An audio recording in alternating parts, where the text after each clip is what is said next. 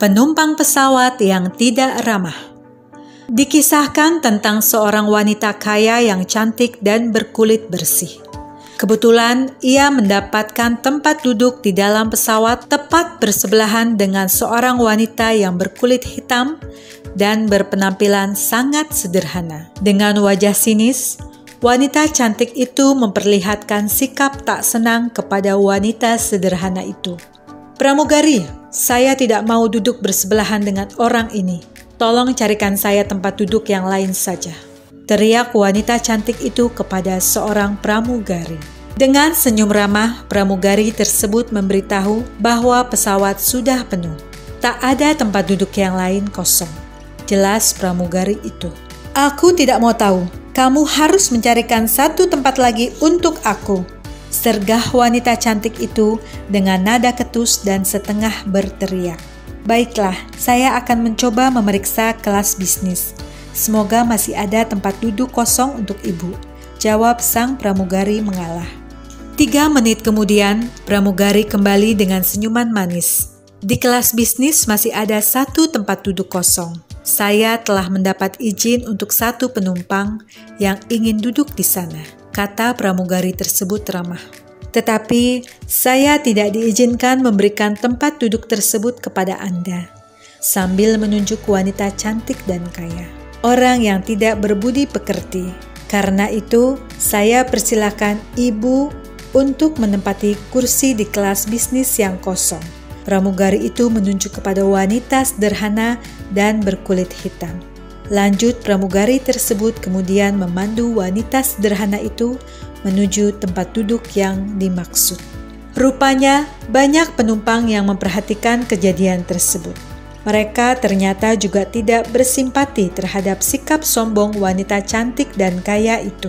Sebagai bentuk dukungan terhadap wanita sederhana tersebut, para penumpang pesawat yang lain serentak memberikan tepukan hangat ketika wanita sederhana itu berdiri dan berjalan menuju kelas bisnis. Pesan dari cerita di atas. Berbicara adalah kenikmatan tiada tara yang tidak dapat dinikmati oleh semua orang di dunia ini. Kemampuan berbicara memungkinkan kita dapat mengutarakan keinginan melalui kata-kata yang diucapkan. Kenikmatan berbicara akan mendatangkan manfaat lebih besar jika yang terlontar adalah kata-kata yang bermakna positif dan mengandung tujuan yang positif pula. Dalam kisah di atas, kita dapat memetik pelajaran bahwa kenikmatan berbicara ternyata juga mendatangkan bencana bagi pemiliknya. Wanita cantik dan kaya sebagai tokoh dalam cerita tersebut tidak dapat memanfaatkan kenikmatan berbicara yang ia miliki untuk melontarkan kata-kata dan tujuan positif, sehingga ia mendapatkan malu luar biasa. Itu baru salah satu contoh orang yang tidak memanfaatkan kenikmatan berbicara. Pada kenyataannya, sangat banyak orang yang harus menanggung akibat lebih buruk karena tidak dapat menggunakan kenikmatan berbicara dengan baik. Kata-kata yang baik tidaklah mahal, tetapi banyak maknanya, kata Blaise Pascal. Banyak sekali manfaat dari kemampuan berbicara.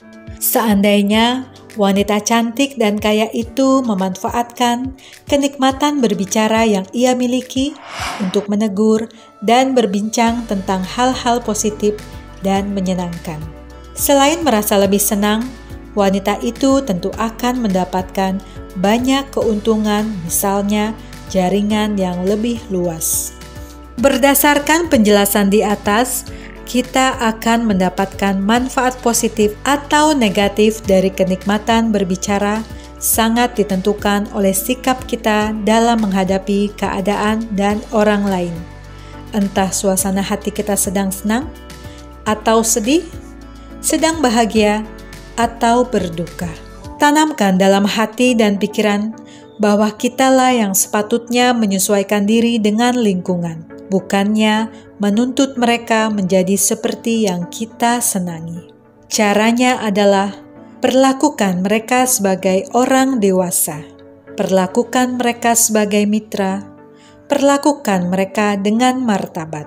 perlakukan mereka dengan rasa hormat.